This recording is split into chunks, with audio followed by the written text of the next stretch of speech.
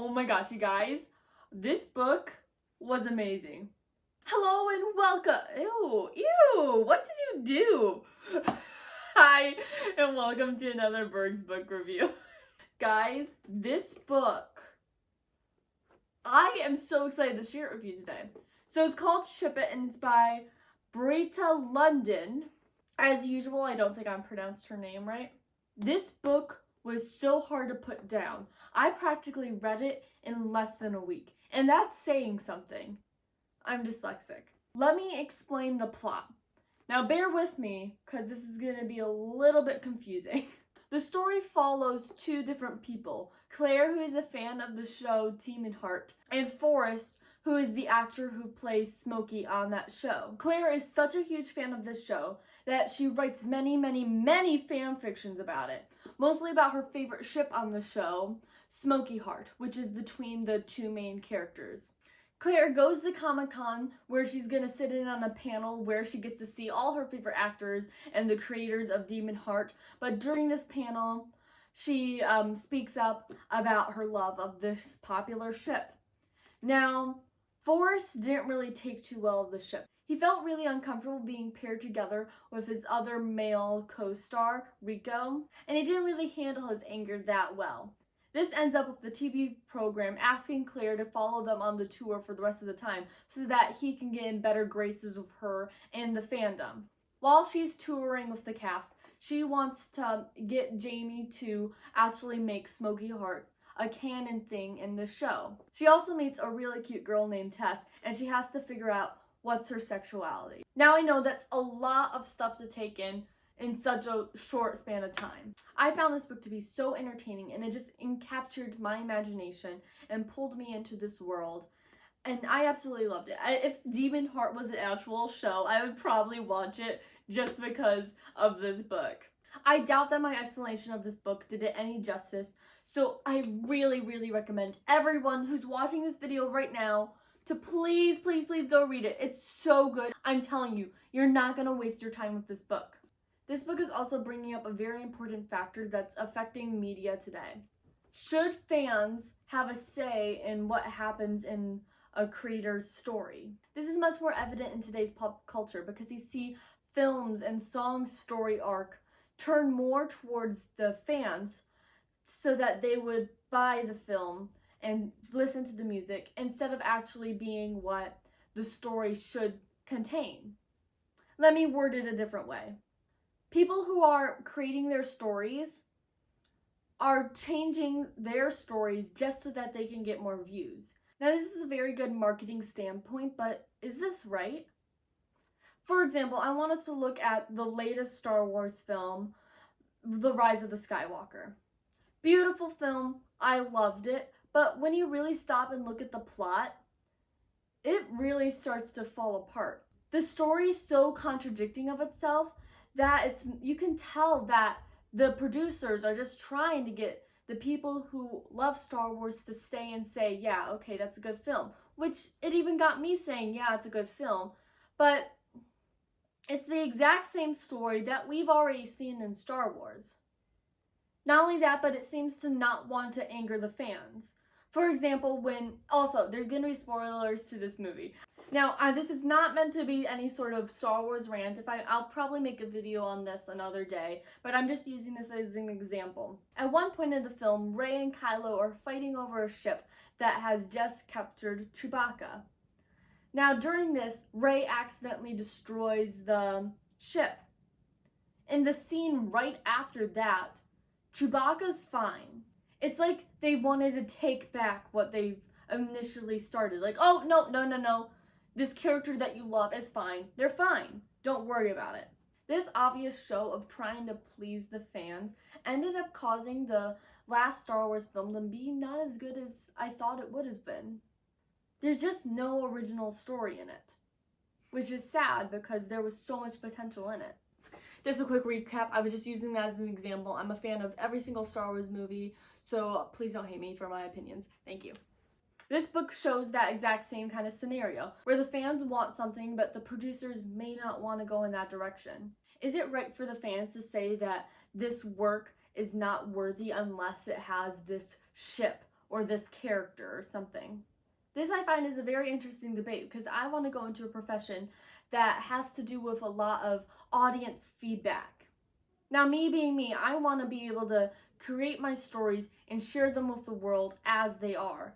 And if people don't like my stories for the way that they're shared, then I guess it's not really a story for them. Because I do not expect people who watch my content or eventually play my video games to come back to me and say, okay, this is horrible, these two characters should have gotten together, you need to change the complete scenery, this.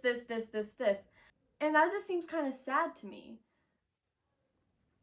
We're starting to become a society where we're afraid to tell different stories or do something new because it might make people unhappy with what we've done. Because we're trying to please many people with our content, it's just becoming repetitive. That was just an interesting fact that I thought that this book brought up, and maybe I'll elaborate more in the future, but this video just took a really serious turn when this book is so amazing. So yeah, definitely go read it, please. Now that we got all that serious stuff out of the way, I have a confession. No. Okay. I used to write fanfiction as well.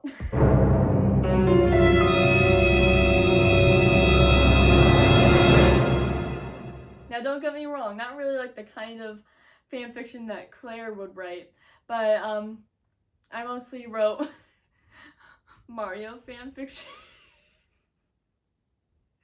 about Princess Daisy going on adventures. I never published it anywhere, and I didn't really think about it until I started reading this book, but I think I still have those files on a flash drive somewhere. So, I can't even preach. Okay, get yourself together. I'm gonna read you one of my fanfictions. Okay, so I got the flash drive that has all of my stories on it, and I'm actually kind of nervous. Okay. I don't even remember this. Wow, okay, I got a lot. Not all of it's fanfiction. Some of it's scripts. And some of it's stories, because authors, I want long story there. I liked writing stories during class instead of focusing. Okay, this is just a scroll down memory lane. Okay. Oh, take deep breaths. Ooh. I can't do this. How old was I? I want to say 6th grade, maybe 7th grade me. So the grammar's probably not good at all. I mean, I'm dyslexic, so anyway, it's not gonna be good. I'm just gonna read. Did I write chapters, or is it just one big whole thing? Oh, there are chapters. Okay.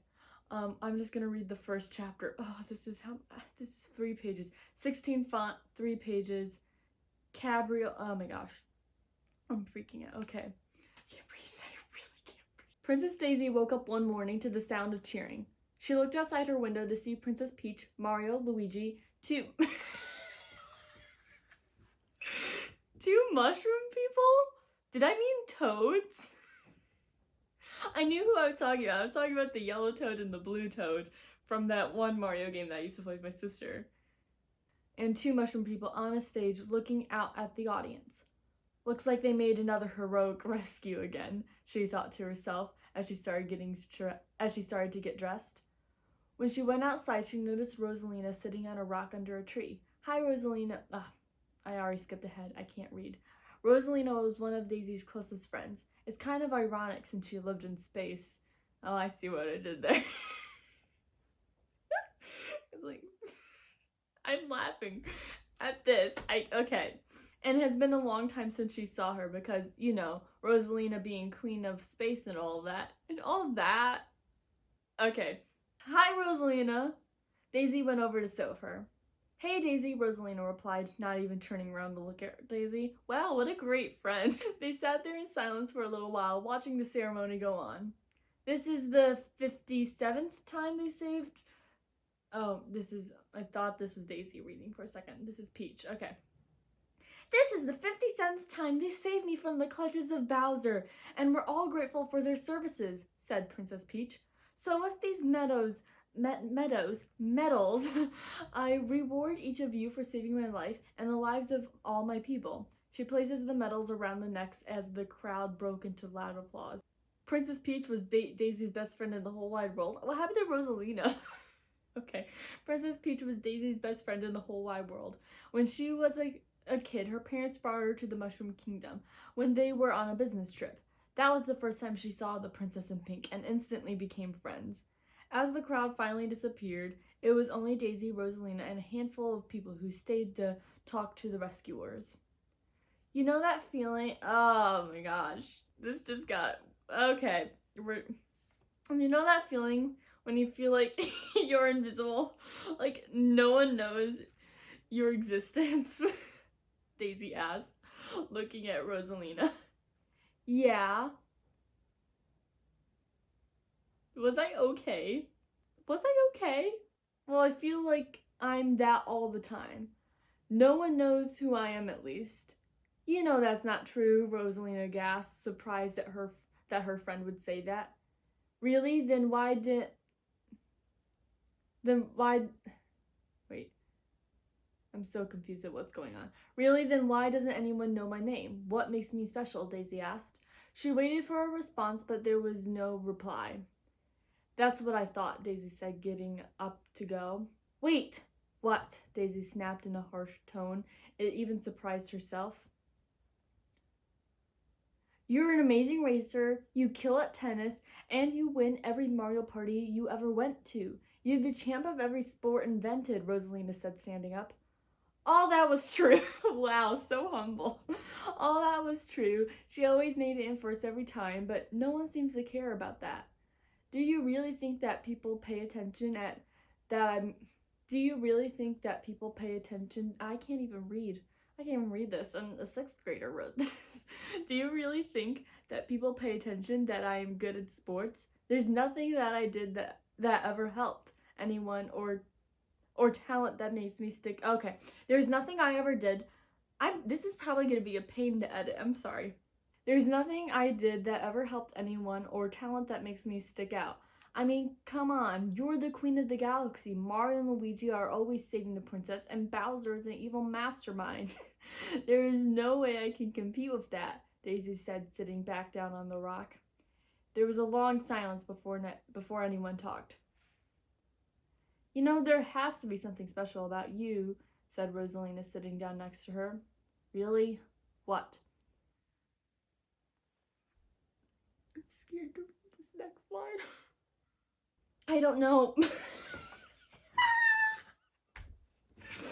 I don't know, but Luigi must know because I know that he really likes you, Rosalina whispered. Oh, this is a whisper. I'm not saying that again in a whisper.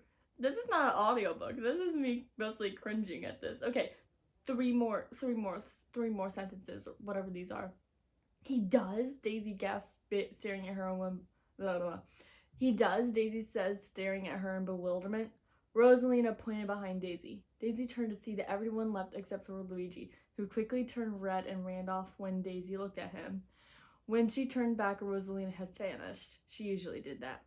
Maybe Luigi did like her, but there was still a lot that Daisy needed to think about.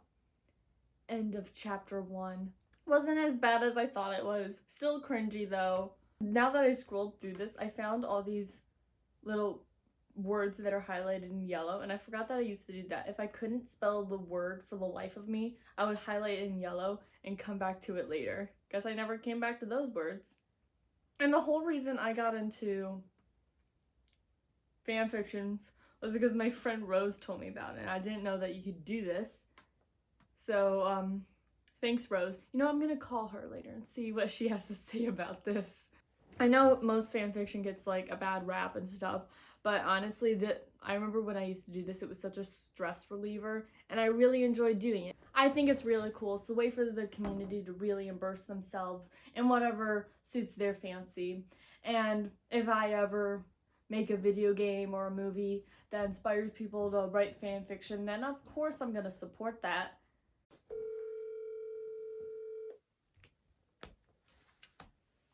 Hello. Hi, Rose. What's So I'm making a Burg's book review video, and the book I read mainly has to do about fan fiction. Oh my god. So, you were the one who got me interested in fan fiction at first. Do you have any stories? Well, honestly, like, it was kind of fun. Like, sorry. Go away. Sorry, my sister walked in. It was kind of fun because, like, you could, like, make up your own stories and you could, like, put people in, like, situations. You could put yourself in the situation. But, yeah, mostly I look back on it and I kind of just cringe. But it's still fun to read. What was your favorite fan fiction you wrote? Like, what genre was it? I think I only wrote Marvel fan fiction. And I maybe did one Harry Potter, but I probably should go and delete all of it. I'm deleting it right now. You just brought up the dark. Well, thank you for bringing up a lot of memories for me, Rose, and I'm sorry for bringing up memories for you. No problem. I'll talk to you soon. Bye. Bye. Thank you so much for watching this video, and please read this book because you won't regret it. It's really good. Also, subscribe to join the film club. See you next time. Bye.